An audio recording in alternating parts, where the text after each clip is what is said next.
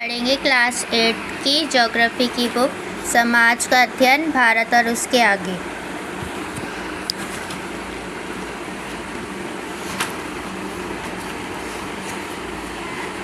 प्राकृतिक संसाधन एवं उनका उपयोग।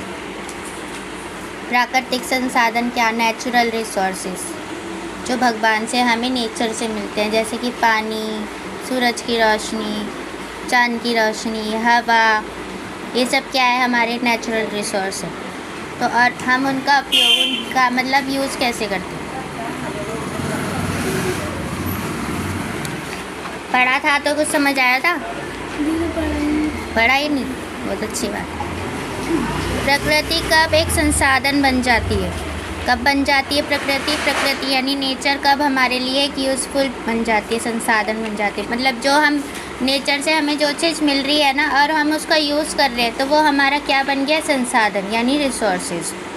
जैसे कि हम सूरज की रोशनी आ रही है, हम सूरज की रोशनी को यूज़ कर रहे हैं ना उजाले के लिए, गर्मी के लिए, एनर्जी के लिए, तो क्या है? वो हमारा संसाधन बन चुकी है। पानी को यूज़ कर रहे हैं पीने के लिए, कपड़े धोने के लिए, नहाने के लिए, तो वो क्या है? संसाधन।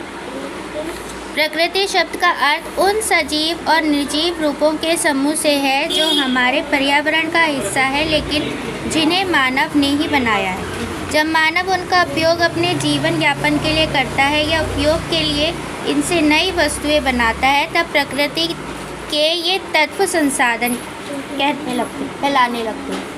अभी बताया ना मैंने कि चाहे से वो जिंदा हो या मरा हुआ हो, अगर उस चीज़ को हम यूज़ कर रहे हैं, वो हमारे काम आ रही है वो चीज़।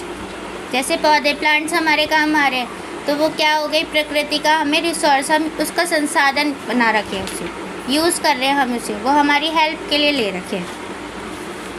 उदाहरण के लिए वृक्ष पर्यावरण का भाग है, यानी कि प्लांट, ट्री क्या है?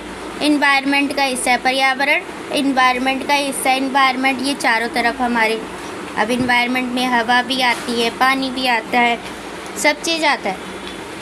वह मानव से अलग स्वतंत्र रूप से अस्तित्व में होते हैं, लेकिन जब हम उन्हें काटते हैं और उनकी लकड़ी से फर्नीचर बनाते हैं, तब हम वृक्षों को संसाधन के रूप में देखते हैं ना। अगर हम पेड़ों को काट रहे हैं और पेड़ों के काटने के बाद जो लकड़ी आ रही है, उसके बाद हम टेबल बना रहे हैं, चेयर बना रहे हैं, कुछ भी बना रहे हैं, तो वो क्या हो गया? हमने उसको यूज़ के लिए ले लिया ना उस लकड़ी को, तो वो क्या बन गया? हमारा संसाधन। अक्सर ये वस्तुएं आसानी से उपलब्ध नहीं होती। मतलब कई बार ऐसा होता है कि कई चीज़ें ऐसी होती हैं जो नेचुरल से हमें मिल तो रही है, लेकिन वो आसानी से नहीं मिल रही, काफ़ी टाइम, काफ़ी ईयर बाद में आ रही है। जैसे पेट्रोल निकल रहा है, प्लीज़, पेट्रोल भी काफ़ी सालों में मिलता है हमें। एक बार ख़त्म हो गया ना, जब भी बोलते हैं कि ये चीज़ बचा के चलो। तुझे भी आगे याद रखनी है, 8th क्लास में तेरे भी काम आएगी। जैसे समुद्र की गहराई में खनिज तेल हो सकता है, अभी बताया ना, खनिज तेल यानी वही पेट्रोल, डीजल, ये खनिज तेल में आते हैं। पर वहाँ तक पहुँचने को तकनीक हमारे पास नहीं होती, या उसका निष्कर्षण बहुत महंगा हो सकता है। यानी जब हम उसको निकाल रहे हैं, तो वो प्रोसेस, निष्कर्षण मतलब प्रोसेस, वो क्या है? बहुत ज़्यादा महंगा भी पड़ जाता है। कई बार उसको लगाने में इतना खर्चा लग जाता है कि हम उसको कर ही नहीं पाते। और कई बार वो हमारे पास तकनीक नहीं होती ज़्यादा, मतलब कि हमारे पास तकनीक क्या मतलब कि जैसे कि हम कोई भी चीज़ कर रहे हैं, हम अभी फ़ोन हमारे पास सस्ते वाला है, हमारे पास इतने पैसे नहीं हम महंगे खरीद सकें, तो वही हो गई, हमारे पास इतनी तकनीक नहीं है कि हम उसको शायद ले सकें। या कई बार वो इतना, मतलब कई सालों में ही एक बार ख़त्म हो गया ना, तो वो इतने टाइम से मिलेगा ही नहीं। उसका मतलब लिमिट होती है कि हज़ारों साल में एक बार ही बनेगा। अगर एक चीज़ ख़त्म हो गई, तभी बोलते हैं कि कम यूज़ करो। पानी के लिए भी यही बोलते हैं ना कि कम यूज़ करो। कभी कभी ये सांस्कृतिक रूप से अस्वीकार्य भी हो सकता है, जैसे पवित्र उपवनों में वृक्षों को काटना। इसलिए किसी भी तत्व का संसाधन कहलाने के लिए यह ज़रूरी है कि वह तकनीक रूप से सुलभ हो, उसका दोहन आर्थिक रूप से व्यवहार्य हो, और वह सांस्कृतिक रूप से स्वीकार्य हो। सामान्यतः दोहन शब्द का अर्थ है नकारात्मक माना जाता है, लेकिन यहाँ इसका अर्थ प्राकृतिक संसाधनों का निष्कर्षण, उपयोग और उपभोग है। यानी कि वैसे तो नॉर्मल हम दोहन शब्द को बोलते हैं मतलब नेगेटिव चीज़ के लिए, लेकिन इसमें बोला गया है कि हम उसको कितना यूज़ कर रहे हैं, कितना हम उसको और यूज़ कर सकते हैं संसाधन को, रिसोर्स को। पृथ्वी पर अनेक प्राकृतिक संसाधन पाए जाते हैं, बहुत सारे पाए जाते हैं, कई पाए जाते हैं ना, पानी पाया जाता है, हवा पाई जाती है, बहुत सारे ऐसे। जो हम सोना चांदी पहनते हैं वो भी हमें नेचर से ही मिलता है, हमें वैसे नहीं मिला, ये भी नेचर से ही मिला। इनमें से कई लाखों वर्षों में बने जिन्हें मानव ने अपनाया और उनका उपयोग करना सीखा। अभी बताया ना, इनमें से तो कई ऐसे हैं जो लाखों वर्षों में एक बार बना है, लेकिन उसे जो हम लोगों ने यानी मानव ने अपनाया भी और उसको यूज़ करना भी सीखा है। इनमें प्रत्यक्ष रूप से जल, वायु, मृदा शामिल है। मृदा यानी मिट्टी। मृदा भी कितने टाइप की होती है, बहुत सारी होती है, कहीं पर लाल रंग की होती है, कहीं पे काली रंग की होती है। तथा कुछ अप्रत्यक्ष संसाधन भी है, तथा जैसे कोयला, खनिज तेल, बहुमूल्य पत्थर, धातु, अयस्क लकड़ी आदि। अब लोहा है, लोहा को हम यूज़ करते हैं, खनिज तेल को भी यूज़ करते हैं, पेट्रोल वगैरह को। बहुमूल्य पत्थर जो स्टोन्स होते हैं, हीरे होते हैं ना, वो पत्थर ही तो है, हीरा जो हम अंगूठी में पहनते हैं, ये सारे क्या है, वो पत्थर ही तो है। धातु यानी सोना चांदी, लकड़ी यानी कि जो हमें पेड़ पौधों से मिलती है, ये सारी क्या है, ये सारे हमारे संसाधन हैं। संक्षेप में प्राकृतिक संसाधन वह वस्तुएं हैं और पदार्थ कहलाते हैं जो हमें प्रकृति से प्राप्त होते हैं और उपयोग के लिए प्रकृति से प्राप्त होते हैं और जो मानव जीवन के लिए उपयोगी तथा महत्वपूर्ण होते हैं। ठीक है, ये समझ आ गया। हमें प्राकृतिक संसाधन क्या है, ये हमारे जो हमें नेचर से यानी भगवान से प्राप्त होते हैं। भगवान ही दे रहा है ना ये सारी चीज़ें, हम तो नहीं बना रहे, और इसको हम यूज़ कर रहे हैं, ये हमारे लिए यूज़फुल भी है और हम इसे आगे के लिए भी यूज़ कर रहे हैं, बचा के भी रख रहे हैं। तो ये सारे क्या है, प्राकृतिक संसाधन कहलाते हैं। प्राकृतिक संसाधनों की श्रेणियाँ, अब इनको क्या है, अलग अलग मतलब डिवाइस बांट दिया प्राकृतिक संसाधन को। विज्ञान हमें वर्गीकरण और नामकरण के महत्व के बारे में सिखाते हैं। यानी कि विज्ञान हमें क्या सिखाता है, यानी साइंस हमें क्या सिखाता है कि वर्गीकरण मतलब उसको डिवाइड करना, अलग अलग करना, श्रेणियों में बांटना। नामकरण यानी कि हम किसी भी चीज़ का नाम रख रहे हैं कि वो ये धातु है, ये खनिज तेल है, तो ये उसका नामकरण का मतलब ये हो गया। जब हम विचारों और वस्तुओं को वर्गीकृत करते हैं, यानी हम अपने सोच को या किसी भी चीज़ को वर्गीकृत करते हैं, यानी अलग अलग करते हैं। ये सोना चांदी अलग है, सोने का नाम अलग है ना, चांदी का अलग है। हम चांदी को तो सोना नहीं बोलते ना, तो हम उनकी कुछ समान विशेषताओं या मानदंडों का उपयोग करते हैं। जैसे कि हमें किसी चीज़ की ज़रूरत है, तो हम ये तो है नहीं कि हम किसी और चीज़ को, हम पानी की ज़रूरत है तो हम पानी की जगह कुछ और चीज़ तो नहीं लेंगे ना। हम श्रेणियों को इस तरह नाम देते हैं कि उन्हें एक शब्द या छोटे वाक्यांश से संदर्भित कर सकें। यानी कि हमने किसी चीज़ को नाम दे दिया कि ये पानी है। अब पानी तो अलग अलग तरह का भी होता है, खारा पानी भी होता है, मीठा पानी भी होता है, लेकिन हमने उसको एक छोटा नाम दे दिया कि पानी, या ये नदी है, या समुद्र है। हमने क्या किया, उसको अलग अलग तो कर दिया, नाम तो अलग अलग दे दिया कि ये गोदावरी नदी है, कृष्णा नदी है, गंगा नदी है, लेकिन क्या है, वो नदी है ना। तो इसका मतलब कि हमने उसको छोटे वाक्यांश में संदर्भित कर सके, हमने ऐसा नाम दे दिया उसको। जब ये नाम और उनके अर्थ जन समूह में साझा किए जाते हैं तो समझना आसान हो जाता है। इससे हमें विचारों या वस्तुओं के एक समूह के बारे में बार बार पूरा विवरण दिए बिना चर्चा करने में मदद मिलती है। मतलब हमें बार बार नहीं बताना पड़ेगा कि ये क्या चीज़ है, धातु है या खनिज तेल है, हमें ये बार बार नहीं बताना पड़ेगा ना इसके बारे में। हमने एक ही बार में उसका नाम दे दिया कि ये खनिज तेल है। इस तरह हम अधिक प्रभावशाली संवाद कर पाते हैं। पूर्ववर्ती कक्षाओं में आपने सजीव और निर्जीव वस्तुओं के बारे में पढ़ा था ना, जिंदा और जिसके अंदर जान नहीं है, ऐसी चीज़ें पढ़ा था 7th क्लास में। जैसे ही हम इन शब्दों का प्रयोग करते हैं उनका अर्थ तुरंत समझ में आ जाता है, आपको उनका अर्थ तुरंत समझ में आ जाता है। यह श्रेणियों का एक सरल उदाहरण है। जैसे कि इसी तरह हम प्राकृतिक संसाधनों के साथ भी वर्गीकरण करते हैं। मतलब हम जैसे हम उसमें कर दिए वर्गीकरण, डिवाइड कर दिए कि जो जिंदा है अलग कर दिए हमने, और जो जिनमें जान नहीं है उसको अलग कर दिए, जिसमें जीवन है। ऐसे हम प्राकृतिक संसाधन को भी डिवाइड कर देते हैं। प्राकृतिक संसाधनों को वर्गीकृत करने का एक तरीका यह है कि हम यह देखें कि किन संसाधनों का उपयोग जीवन के लिए अनिवार्य सामग्री के स्रोत और ऊर्जा के स्रोत के रूप में किया जाता है। पहला है जीवन के लिए आवश्यक संसाधन, यानी कि हमारे को ज़िंदगी जीने के लिए सबसे ज़रूरी संसाधन की क्या आवश्यकता है, क्या आवश्यक है सबसे ज़रूरी। पृथ्वी पर जीवन संभव नहीं हो सकता यदि वायु ना हो जिससे हम श्वास लेते हैं। यानी अगर हम हवा नहीं होएगी तो हम सांस कैसे लेंगे? सबसे पहली बात तो यही है ना। वह जल ना हो जिसे हम पीते हैं, और वह भोजन ना हो जिसे हम ग्रहण करते हैं। हमें यह सब वायुमंडल, नदियों, सरोवर और मृदा से कृषि कार्य तथा अन्य सजीव वस्तुओं के माध्यम से प्राप्त करते हैं।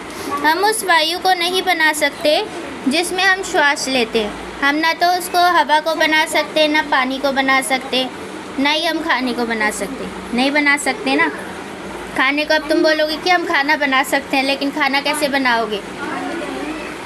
खाना कैसे बनाओगे जब तक हमें नेचर से हमें खाना नहीं मिलेगा, नेचर से फल फ्रूट या और तरीके का खाना नहीं मिलेगा तो हम खाना कैसे बनाएंगे? ना ही उस जल को बना सकते हैं जिसे हम पीते हैं, ना ही उस मृदा को बना सकते हैं जो हमें भोजन देती है। अगर मिट्टी नहीं होएगी तो पौधे कैसे उगेंगे? मिट्टी में ही उगते हैं ना पौधे। तो अगर मृदा ही नहीं होगी तो पौधे कैसे उगेंगे? अगर पानी नहीं होगा तो हम पानी कैसे पिएंगे? हवा नहीं होगी सबसे बड़ी बात, तो हम सांस ही नहीं ले पाएंगे। तो सामग्री के लिए संसाधन। मनुष्य प्रकृति के उपहारों से अनेक भौतिक वस्तुओं का निर्माण करता है ना। हमें जिंदा रहने के लिए बहुत सारी चीज़ों की ज़रूरत पड़ती है। हम उनका उपयोग अपनी आवश्यकताओं को पूरा करने के लिए करते हैं, या ऐसी वस्तुएं बनाने के लिए करते हैं जो हमारे और दूसरों के जीवन को सुविधाजनक बनाती हैं। करते हैं ना हम उन सारी चीज़ों का यूज़ करते हैं जो हमारी जीवन को आसान करती है, हेल्प करती है ज़िंदगी जीने के लिए। उदाहरण के लिए एग्जाम्पल, लकड़ी को एक टुकड़े को कुर्सी में बदला जा सकता है। अब ये टेबल है, ये लकड़ी का टेबल है। अभी किसका है? लकड़ी का है ना। तो अब इस लकड़ी के टुकड़े से हमने क्या कर दिया? इसको टेबल में चेंज कर दिया। तो वही बताया इसके अंदर उदाहरण, लकड़ी के एक टुकड़े को कुर्सी में बदला जा सकता है, या उसे तराशकर शिल्प कला की सुंदर प्रतिमा भी बनाई जा सकती है। हम लकड़ी की मूर्ति भी बना सकते हैं। भारत की भौगोलिक विविधता हमें लकड़ी से लेकर संगमरमर तक और कोयले से लेकर सोने तक अनेक प्रकार के प्राकृतिक संसाधन प्रदान करती है ना। हमें लकड़ी से लेकर कोयले, धातु, सोने चांदी तक हर तरीके का हमें संसाधन, प्राकृतिक संसाधन देती है ना नेचर। और हम उसका अपने ज़रूरत के हिसाब से, अपने यूज़ के हिसाब से उसको अलग अलग तरीके से यूज़ करते हैं। ऊर्जा के लिए संसाधन यानी एनर्जी के लिए। अब एनर्जी के लिए हमें संसाधन कौन कौन से मिलते हैं? आधुनिक जीवन में ऊर्जा का बहुत महत्व है। मतलब अभी के टाइम पे ऊर्जा का ज़्यादा महत्व है। उदाहरण के लिए विद्युत हमारे भवनों, परिवहन साधनों और विभिन्न उत्पादन कार्यों के लिए आवश्यक होती है ना। मतलब लाइट को क्या चाहिए? जो हम इलेक्ट्रिसिटी यूज़ करते हैं वो किस चीज़ से चल रही है? वो भी तो, उसमें भी तो ऊर्जा ही लग रही है। अब वो लाइट जो बन रही है, इलेक्ट्रिसिटी बन रही है, वो कैसे बन रही है? पानी से बनती है, समुद्र में बनती है। समुद्र में बनती है इलेक्ट्रिसिटी। सूरज की रेस पड़ती है जो समुद्र के ऊपर तो जो पानी जो उफान मारता है ना, तो उससे है ना इलेक्ट्रिसिटी निकलती है, तो उस इलेक्ट्रिसिटी को कैच करता है। यह ऊर्जा हमें कई प्राकृतिक स्रोतों से मिलती है, जैसे कोयला, जल, खनिज तेल, प्राकृतिक गैस, सूर्य का प्रकाश और पवन। बिजली, जो हवा चलती है, हवा का वो देखा है गाँव वगैरह में लगे रहते हैं, विंड मिल लगी रहती है। वो क्या करती है, वो जितनी ज़्यादा तेज़ हवा चलेगी ना उतना ज़्यादा वो घूमेगा, और जितना वो तेज़ घूमेगा ना उतना ज़्यादा वो इलेक्ट्रिसिटी को कंज्यूम करेगा। वो इसलिए लगाया जाता है गाँव वगैरह में, क्योंकि वहाँ पर गाँव वगैरह में ना इलेक्ट्रिसिटी कम होती है। नवीकरणीय और अनवीकरणीय संसाधन। प्राकृतिक संसाधनों को वर्गीकृत करने का एक और तरीका यह देखना है कि वे नवीकरण है या अनवीकरणीय। प्राकृतिक एक असामान्य सिद्धांत है कि वह पुनर्स्थापन और पुनर्जनन की प्रक्रियाओं के माध्यम से स्वयं को बनाए रखती है।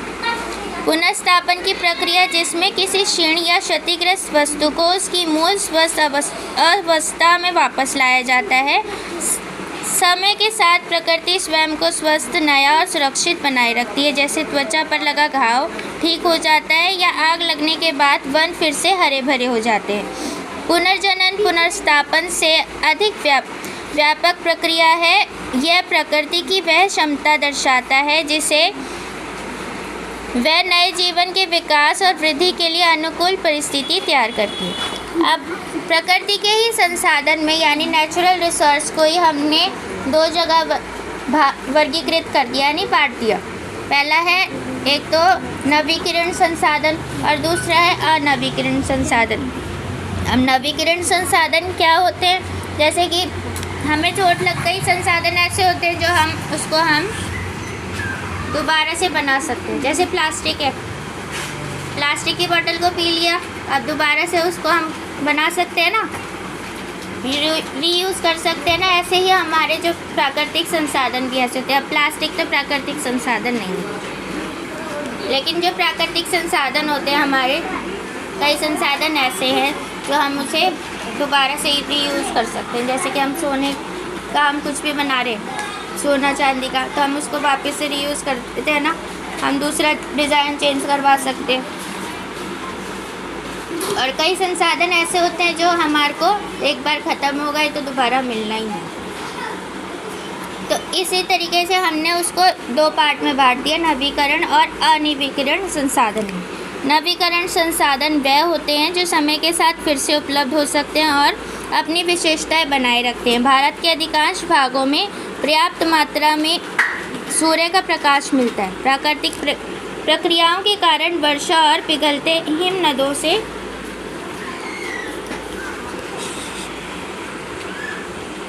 नदियां लगातार जल प्राप्त करती रहती है। वन स्वयं को दोबारा विकसित करते हैं और मृदा भी प्राकृतिक प्रक्रियाओं के माध्यम से फिर से बनती रहती है। मतलब क्या है, सूरज की रोशनी क्या है, सूरज की रोशनी को हम दोबारा कर सकते हैं ना। एक बार हमने उसको एनर्जी ले ली, दोबारा मतलब डेली निकल रहा है सूरज की हमें मतलब लगातार मिले ही जा रही है, ख़त्म नहीं हो रही। तो ये क्या है, नवीकरण संसाधन। अब पानी है, पानी का तो ऐसा है कि अगर एक बार ख़त्म हो गया तो मतलब दोबारा काफ़ी टाइम लग जाएगा दोबारा आने में। अब ऐसे ही सौर ऊर्जा, पवन ऊर्जा, प्रवाहित जल से प्राप्त ऊर्जा और वनों से मिलने वाली लकड़ी नवीकरण संसाधन। अभी इसमें जल के लिए भी बोल दिया, लेकिन अगर जल का तो ऐसा है कि अगर जल ख़त्म हो गया ना इसमें से, भारत के ऊपर से नहीं, मतलब कि अर्थ के ऊपर से पूरा, तो क्या होगा, पूरा मतलब एक बार ख़त्म होने के बाद दोबारा आना बहुत मुश्किल है। ऐसे तो पूरी अर्थ ही पूरे पानी से ही भरी है, 90% पानी से ही भरी है ना। हालांकि इन संसाधनों के नवीकरणीय बने रहने के लिए यह आवश्यक है कि पुनर्स्थापन और पुनर्जनन की प्राकृतिक गति से बाधा ना आए, यानी कि उसके अंदर कोई भी हम बाधा ना कर पाए। अगर ये हमें लगातार नेचर से मिले जा रहे हैं, अगर हम उसका वेस्ट यूज़ करेंगे तो वो बाधा हो गई ना, मतलब रोक लग गई।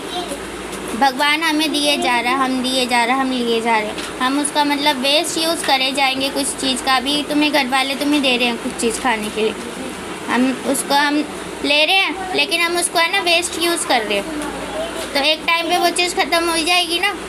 तो वही इसमें बोला गया है कि अगर हमने उसको गति में बाधा ना आए, यानी कि हमने उसमें ज़्यादा ज़रूरत से ज़्यादा उसको यूज़ ना करें, तो ज़रूरत से ज़्यादा यूज़ कर लिया और हम और यूज़ करे ही जा रहे हैं, तो एक टाइम पे वो भी ख़त्म हो सकती है। यदि वनों में वृक्षों की बढ़ने की गति से अधिक तेज़ी से लकड़ी काटी जाए तो अंततः वन नष्ट हो सकते हैं। बताया ना कि अगर हमें ज़रूरत से ज़्यादा वो चीज़ मिले जा रही है, तो हम एक टाइम पे तो वो चीज़ ख़त्म हो गया। पेड़ ज़रूरत से ज़्यादा काटे जा रहे हैं, हमें नेचर से पेड़ मिल रहे हैं ना पेड़, और हमने उसको एक टाइम पे सारे ही पेड़ों को हटा दिया, तो हम जिंदा कैसे रहेंगे? हमें सांस लेने में दिक्कत होने लगी। पेड़ों से ही तो हम ऑक्सीजन मिल रही है। वैज्ञानिकों ने यह स्पष्ट किया है कि अविवेकपूर्ण मानवीय गतिविधियों के कारण प्रकृति के कई चक्र असंतुलित हो गए हैं। जीवाश्म ईंधन आधारित औद्योगिकरण, कृषि और अन्य उद्देश्यों के लिए वनों की कटाई जैसे कारणों के संयुक्त प्रभाव से तापमान में वृद्धि हुई है, जिससे आज हम अनुभव कर रहे हैं। इसके परिणाम स्वरूप हिमालय के कुछ क्षेत्रों में हिमनद इतनी तेज़ी से पिघल रहे हैं कि वर्षा उनकी भरपाई नहीं कर पा रहे। इसका प्रभाव उन समतल भूभागों में रहने वाली जनसंख्या की जल सुरक्षा में पड़ रहा है, जो पर्वतीय हिम स्रोत पर निर्भर है। वही बताया ना इसके अंदर कि कई चीज़ें ऐसी हैं जो साइंटिस्ट हमें प्रूफ भी कर चुके हैं कि हमारे पास वो चीज़ ख़त्म हो चुकी है। अगर हम किसी चीज़ का ज़रूरत से ज़्यादा यूज़ करेंगे, अब उसको वेस्ट चीज़ों में लगाते रहेंगे। जब भी बोलते हैं ना कि पानी कम यूज़ करो, पानी हमें नेचर से मिल रहा है, लेकिन अगर हम उसको वेस्ट कर रहे हैं, पानी ऐसे डोल रहे हैं, कर रहे हैं, तो क्या होगा? एक टाइम पे वो भी ख़त्म हो ही जाएगा ना। तो यही चीज़ इसके अंदर बोली है। हमें अपनी रोज़मर्रा में उपयोग होने वाली वस्तुओं के उत्पादन के लिए उद्योगों की आवश्यकता पड़ती है ना। हमें यूज़ करने के लिए हम उद्योगों की ज़रूरत पड़ती है।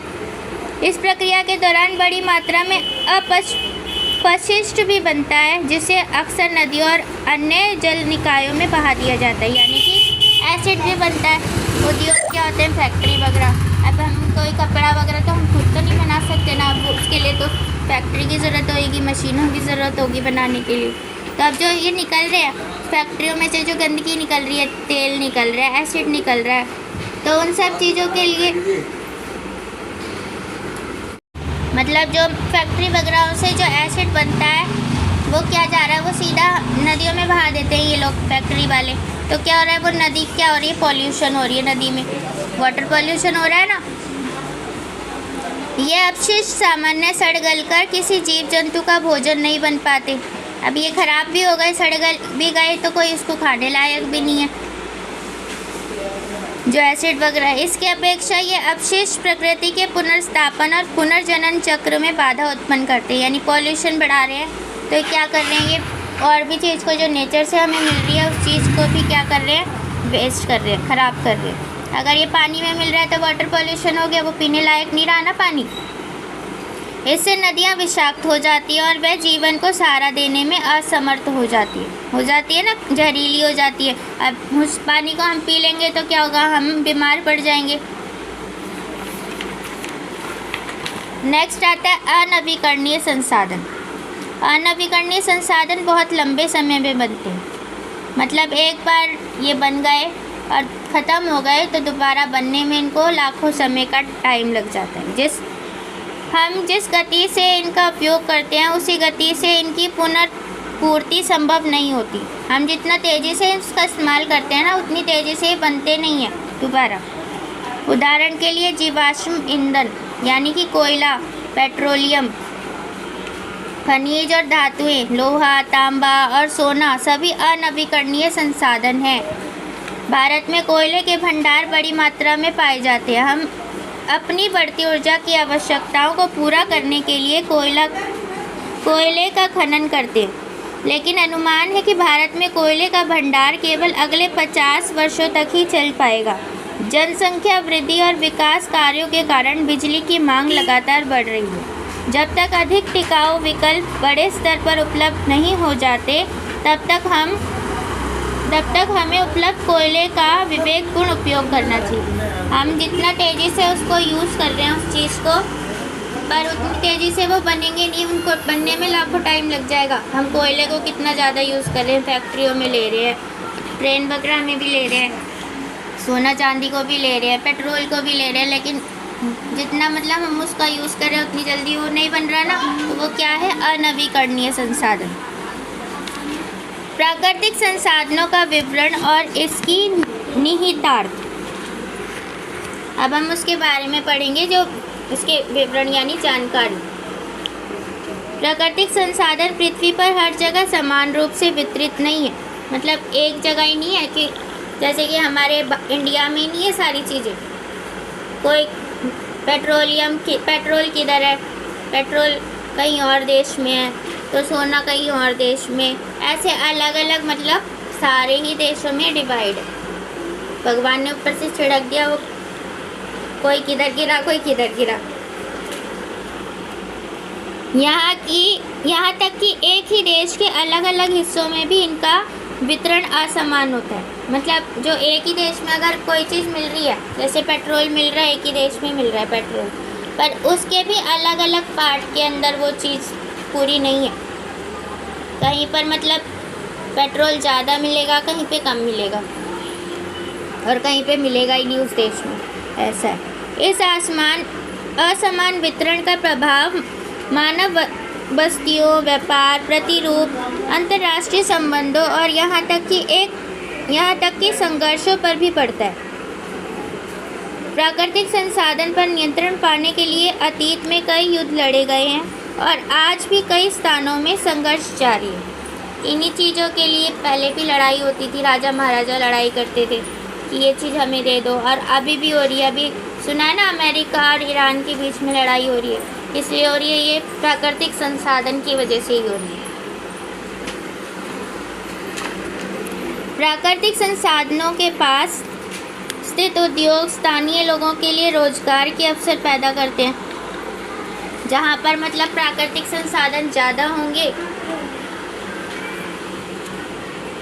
वहाँ पर क्या होगा, रोजगार भी ज़्यादा होगा, लोगों को काम भी ज़्यादा मिलेगा। इन उद्योगों के आसपास बस्तियाँ विकसित हो जाती हैं और अन्य लोगों के लिए भी आर्थिक अवसर बढ़ते हैं। मतलब दूर दूर से भी लोग आते हैं, शहरों से भी, फिर वहाँ फैक्ट्रियाँ लगना स्टार्ट हो जाती हैं, क्योंकि वहाँ पर क्या है, प्राकृतिक संसाधन ज़्यादा से ज़्यादा मिल रहा है, तो वहाँ पर बस्तियाँ बसने लग गई। लोग वहीं पर आके बसेरा कर लिए कि हम यहीं से पास में से ही अपनी फैक्ट्री तक चले जाएंगे। या दूर से भी आते हैं लोग, बहुत दूर से भी चल के जाते हैं, और अन्य लोगों के लिए भी आर्थिक अवसर बढ़ते हैं। इससे जीवन का गुणवत्ता सुधारने वाली आधुनिक सुविधाएं आसानी से उपलब्ध हो जाती हैं। लेकिन इन लाभों के साथ साथ अल्पविधि और दीर्घावधि दोनों स्तरों पर मूल्य चुकाना पड़ता है। यानी किसी को, दुनिया में कई ऐसे उदाहरण हैं जहां संसाधन संपन्न क्षेत्रों में रहने वाले लोगों को इन सुविधाओं के कारण अपने घरों से विस्थापित होना पड़ा है। कुछ मामलों में प्राकृतिक संसाधन उनके पावन स्थानों के पास स्थित होते हैं। इस कारण कई बार संघर्ष की स्थिति उत्पन्न हो जाती है। कई बार ऐसा होता है कि लोग दूर दूर से जाते हैं, जैसे कि अब ये लोग इन लोगों का घर कहाँ है, बिहार के अंदर है ना। अब यहाँ पर इन लोगों को मिल रही है कि फैक्ट्रियाँ मिल रही है, तो ये अपना घर छोड़ के, गांव छोड़ के कहाँ आ रहे हैं, दिल्ली में आ रहे हैं ना, दिल्ली के अंदर प्राकृतिक संसाधन यूज़ करने के लिए, मतलब अपना काम के लिए, व्यवसाय के लिए। और कई बार ऐसा होता है कि कोई चीज़ संसाधन हमें मिल रहा है कहाँ पर, हमारे मंदिरों के पास, मस्जिदों के पास, या ईसाइयों का क्या होता है, चर्च के पास मिल रहा है, तो क्या होगा, अब जो बनाने वाले, करने वाले, फैक्ट्री बनाने वाले, वो बोलेंगे हम तो इसको तोड़ेंगे, हम अपना यूज़ करेंगे, प्राकृतिक संसाधन का यूज़ करना है हमें, तो फैक्ट्री लगाएंगे हम। तो क्या होगा, फिर लड़ाई छुट जाएगी कि तुम हमारा मंदिर मत तोड़ो, तुम हमारा मस्जिद मत तोड़ो। होती है ना लड़ाई, सुनने के लिए आती है ना कई बारी। राष्ट्रीय और अंतर्राष्ट्रीय व्यापार। अब कई बार ऐसा होता है कि हम अपने ही मतलब जैसे हमारा भारत है तो हमें जो नेचर से संसाधन मिल रहा है, रिसोर्सेज मिल रहे हैं, वो हम भारत में ही यूज़ कर रहे हैं। और अब हमने भारत में तो अपना यूज़ कर लिया, अब हमें बाहर भी करना है, तो वो क्या हो गया, अंतर्राष्ट्रीय। संसाधनों की भौगोलिक स्थिति पर निर्भर करता है, यानी कि हम अपने यूज़ हम अपना भी कर रहे हैं और बाहर भी कर रहे हैं, बाहर वालों को भी दे रहे हैं। जो बाहर से अंतर्राष्ट्रीय व्यापार होता है ना, बाहर से लेन देन ऐसे होता है, क्योंकि सारी चीज़ तो भारत में नहीं है ना। मानव के ज्ञान और कौशल के संयोजन से वुड्स स्टील जैसे विशेष उत्पाद तैयार किए जा सकते हैं। जैसे कि हम जानते हैं, व्यापार ने भारत में बड़े साम्राज्यों के विकास को गति दी थी। अब भारत के अंदर क्या है, स्टील का भी बिजनेस होता है ना, तो वही बताया उसमें, वुड्स स्टील जैसे विशेष उत्पाद भी तैयार किए जाते हैं ना। अब भारत ने क्या है, भारत के विदेशों से भी व्यापार स्वीकृति दे रखी है, तो लेन देन होता है ना। बड़े साम्राज्यों को विकास को भी गति दी है, मतलब बाहर के देशों को भी अपना सामान बेचने की इजाज़त दे रखी है।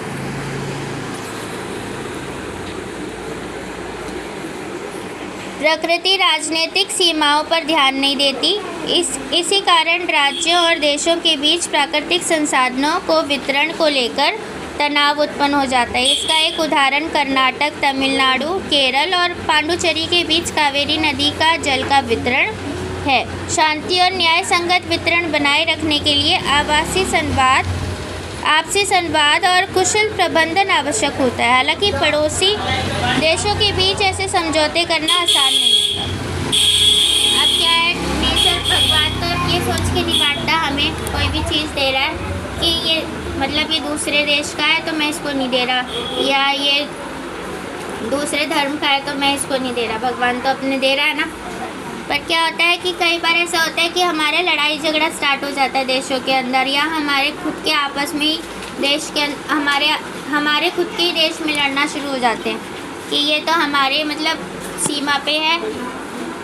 अब हमारे घरों में नहीं होता, पड़ोसी जैसे कि हमारा घर है, साथ में पड़ोसी का घर है, तो ज़रा सा हमने कूड़ा कर दिया या हमने कुछ चीज़ आगे कर दी तो क्या होता है, लड़ाई होने स्टार्ट हो जाती है ना। या हमारा पानी चला गया तो क्यों चला गया। तो ऐसे ही होता है कि अगर भगवान ने हमें नेचर से कुछ चीज़ दिया है, जैसे कि अभी इसमें बताया है क्या, कर्नाटक, तमिलनाडु और केरल और पांडुचेरी के बीच कावेरी नदी है। अब ये कावेरी नदी का जल जा रहा है, ये चारों राज्य तक जा रहा है। अब इनमें आपस में लड़ाई शुरू हो गई, तनाव पैदा हो गया कि ये तो हमारी नदी है, ये तो हमारी नदी। ऐसे यमुना जी और दिल्ली के बारे में सुना था ना, पानी को लेके हरियाणा वालों ने पानी बंद कर दिया था दिल्ली वालों का।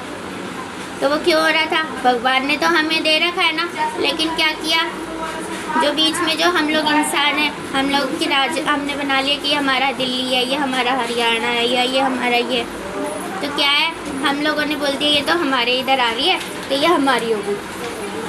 भगवान ने ये सब चीज़ें बांट के नहीं दिया ना हमें, ये सब चीज़ें भी देख के दिया ना कि ये भाई हमने मैंने इसको दे दिया, अब ये तेरा हो गया, तू नहीं बांटेगा किसी को। प्राकृतिक संसाधन अभिशाप। कई बार ऐसा होता है कि प्राकृतिक संसाधन हमारे लिए शाप भी बन जाते हैं और अभिशाप भी बन जाते हैं, यानी वरदान भी बन जाते हैं। अभिशाप मतलब वरदान। अक्सर लगता है कि प्राकृतिक संसाधनों का होना किसी देश की आर्थिक समृद्धि की गारंटी है, लेकिन ऐसा हमेशा सही नहीं होता। कभी कभी अधिक प्राकृतिक संसाधनों वाले क्षेत्र में भी आर्थिक वृद्धि और विकास धीमा या कम हो सकता है।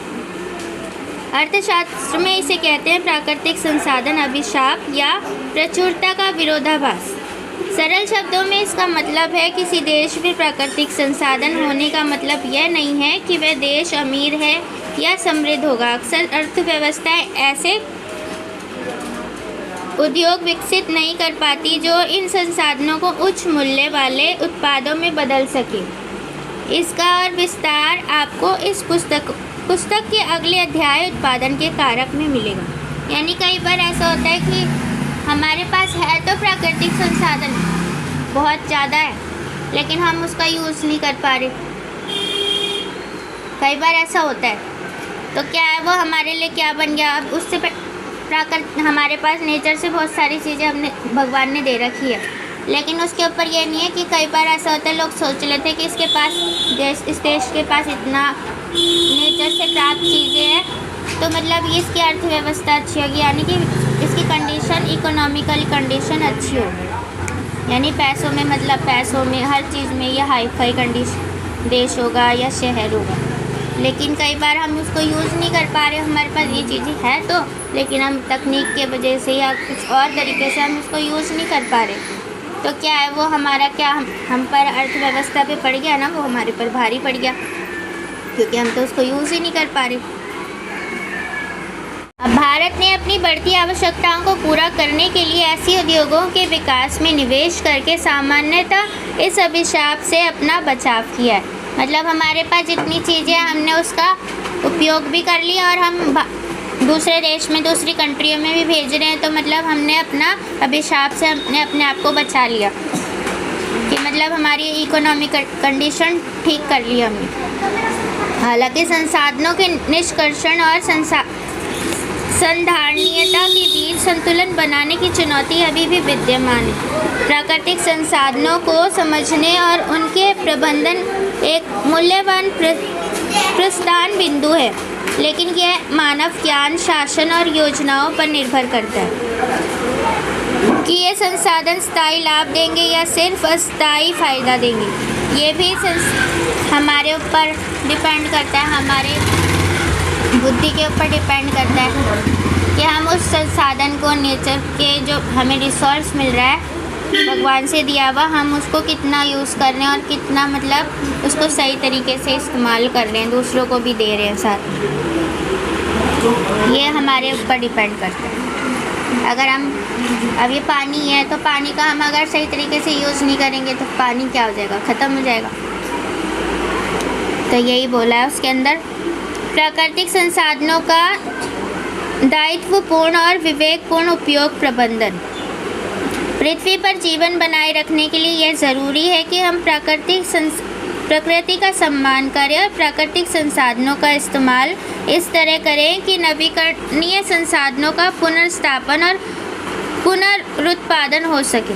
अनवीकरणीय संसाधनों का दायित्वपूर्ण और न्यायपूर्ण उपयोग किया जा सके, यानी कि हम उस नवीकरणीय और अनवीकरणीय दोनों संसाधनों का ऐसे यूज़ करें ताकि वो हमें लगातार मिलती रहे, ख़त्म ना हो, क्योंकि अगर ये ख़त्म हो गई तो ये दोबारा तो आने वाली है नहीं। वैज्ञानिकों ने चेतावनी दी है कि प्राकृतिक संसाधन का अत्यधिक और गलत उपयोग प्रदूषण, जैव विविधता की कमी और जलवायु परिवर्तन जैसी समस्याएं पैदा कर रहा है। यह समस्याएं हाल के वर्षों में तेज़ी से बढ़ी है।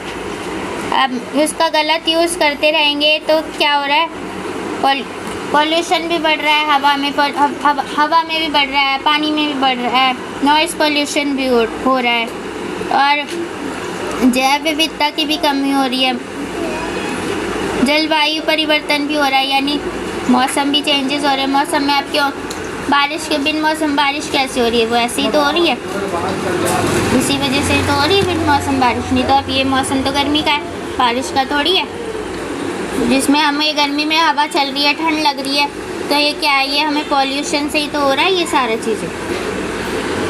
तो ये समस्याएं पैदा कर रहा है, जिस समस्या का हाल के वर्षों में ये समस्या ये तेज़ी से बढ़ रही है। मतलब क्योंकि हम कितना पॉल्यूशन करे जा रहे हैं, हम उसको यूज़ करे जा रहे हैं, हम बिना सोचे समझे यूज़ कर रहे हैं लोग, हम ही नहीं मतलब सारे मतलब पूरे वर्ल्ड के अंदर। तो ये हो रहा है ना, तो ये इसी वजह से हो रहा है। कराई नवीकरणीय संसाधनों का पुनर्स्थापन और पुनर्जनन। यहाँ दो उदाहरण दिए गए हैं जो दिखाते हैं कि हम कैसे प्राकृतिक संसाधनों का उनकी क्षमता से अधिक इस्तेमाल कर रहे हैं। मतलब इसके अंदर बताया गया है इसके अंदर कि हम जो नेचुरल रिसोर्स का ज़रूरत से ज़्यादा यूज़ कर रहे हैं, क्षमता यानी ज़रूरत से ज़्यादा यूज़ कर रहे हैं। हमने उसको यूज़ तो कर लिया पेट भर के, खाना तो हमने पूरा खा लिया पेट भर के, मतलब अभी हमारा मन नहीं भरा तो हम और खाए जा रहे हैं। हमारे देश देश में बहुत से कृषक सिंचाई के लिए भूजल का बहुत ज़्यादा दोहन करते हैं। ज़्यादातर राज्यों में दोहन अनुपात भूजल स्तर की भरण दर से ज़्यादा है। समय के साथ भूजल पूर्ति की कमी बढ़ती जाती है, जिससे भूजल निष्कर्षण का मूल्य बढ़ता जाता है और आखिरकार जल की अनुपलब्धता की स्थिति उत्पन्न हो जाती है। यह अनुमान लगाया गया है कि तीव्रता से बढ़ते हमारे नगरों में जल्द ही भूजल समाप्त हो जाएगा। इस समस्या के समाधान के लिए भूजल स्तर बढ़ाने के प्रयास आरंभ किए गए हैं। इसके लिए पारंपरिक जल संचयन की पद्धतियां, तालाबों और पोखरों के पुनर्द्वार, जल के अपव्यय को कम करना, जल से प्रसंस्कृत पोखरों के पुनर्द्वार, जल के अपव्यय को कम करना, जल से प्रसंस्कृत करके उसके पुनर्उपयोग जैसे कुछ रणनीतियाँ अपनाई जा रही हैं। मतलब हम ज़रूरत से ज़्यादा यूज़ कर रहे हैं तो कई सारी चीज़ें ऐसी हैं जो हमारी ख़त्म होती जा रही है, जो हमें इतनी रेशो में मिली हुई है और वो बिल्कुल ही ज़ीरो के बराबर होती है।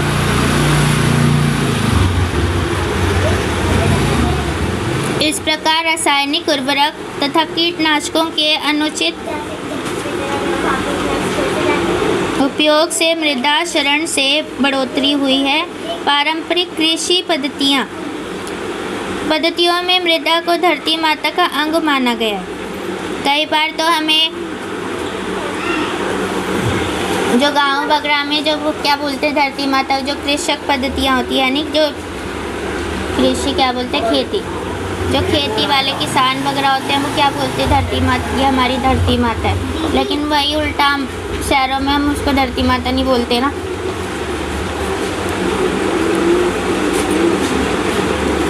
वो मिट्टी को अपनी माता बताते जो कृषक लोग होते। गोबर और दूसरे प्राकृतिक उर्वरकों के उपयोग, गीली घास पलवार के प्रयोग, बहुफसलीकरण आदि जैसी प्रथाओं ने समग्र मृदा प्रबंधन को संभव बनाया है। हमें इन प्रथाओं से सीखना चाहिए और उन्हें वर्तमान परिस्थिति में आगे होने वाले क्षरण से बचाने के लिए उपयोग में लाना चाहिए। हमें अपनी मृदा को पुनः उपजाऊ बनाने तथा उसका कायाकल्प करने की ज़रूरत है। कई बार ऐसा होता है ना, जो फैक्ट्री वगैरह से एसिड वगैरह निकलता है तो वो हमारी मिट्टी वगैरह में भी मिल जाता है, तो वो क्या हो जाती है, अनुपजाऊ हो जाती है। अनुपजाऊ हो गई तो उसमें प्लांट्स उग ही नहीं सकते, ना तो कोई पेड़ उग सकता। आगे का चैप्टर हम नेक्स्ट क्लास में पढ़ेंगे।